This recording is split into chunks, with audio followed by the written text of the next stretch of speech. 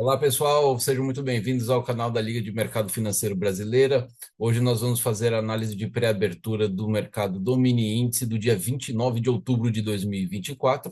E para quem participou aí da preparação de mercado no domingo à noite, eu falei sobre a probabilidade do preço respeitar essa figura geométrica do triângulo e o preço alcançar aqui essa região de resistência do canal e tracei aqui a linha de preço no 133.300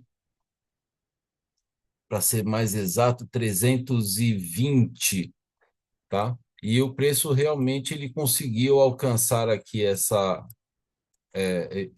esse preço logo no primeiro dia da semana, motivado aí pelas expectativas de boas notícias na China para a semana que vem, né? O minério de ferro subindo e o petróleo despencando. Então, ontem foi um dia que, quando a gente olha no mercado, no gráfico menor, foi um dia que foi um mercado de alta de ponta a ponta, tá?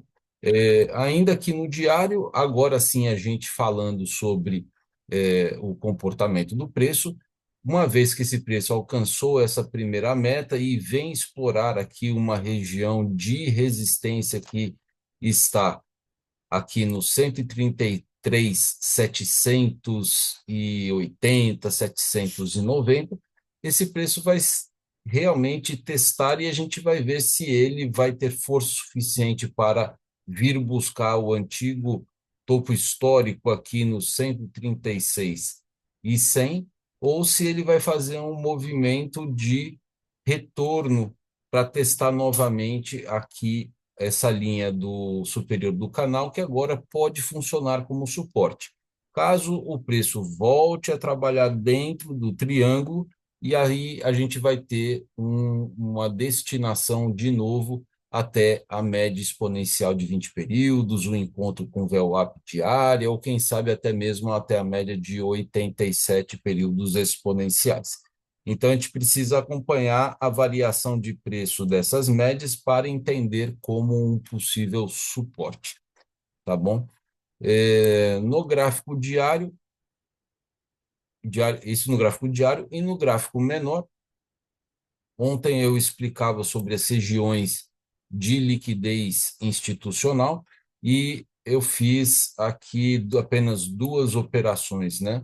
Uma depois que o preço voltou a fazer o pullback aqui na média, fazendo aqui o alvo até essa linha azul, que é o limite de volatilidade, e depois acabei fazendo outra operação depois que o mercado entrou em uma certa exaustão, quando ele fechou aqui abaixo da média, com o ponto de entrada aqui nessa região e o ponto de saída logo abaixo. Deveria ter esperado um pouquinho aqui a chegada na média de 87 período, mas em razão de falta de tempo, que já eram 11h30 da manhã, mais ou menos, eu precisava ir embora, eu decidi sair da operação o mais rápido possível, inclusive porque eu estava muito pertinho aqui do stop que eu poderia ter tomado, que estava posicionado, se não me engano, aqui logo acima deste pavio, e a probabilidade era muito alta. Então eu já estava cansado, já estava esgotado e resolvi pegar os pontinhos que faltava para bater a minha meta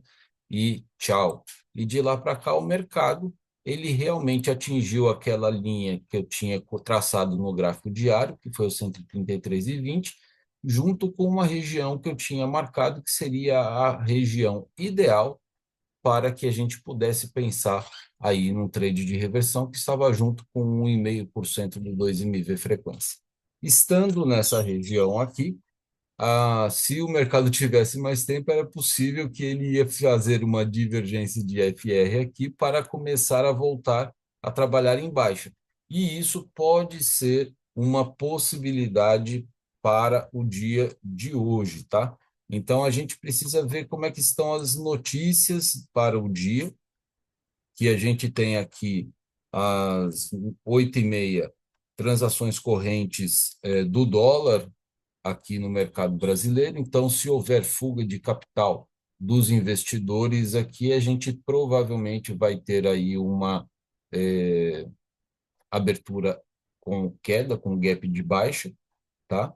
Então, a gente precisa estar de olho aqui nesses valores às 8h30 da manhã. E às 11 horas a gente vai ter a confiança do consumidor, mas principalmente como drive do dia, as ofertas de empregos JOLTS, que vão enfatizar aí se o mercado norte-americano ele continua com a sua economia muito bem, obrigado, ou não.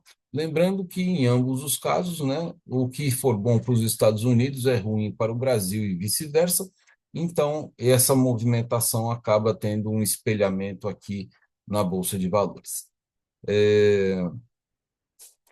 Em relação ao cenário, no momento nós temos o dólar sendo cotado a 5,71, que é um preço um pouquinho mais salgado, e isso faz com que a gente tenha aqui uma possibilidade realmente de queda no índice e uma alta do dólar aqui no Brasil.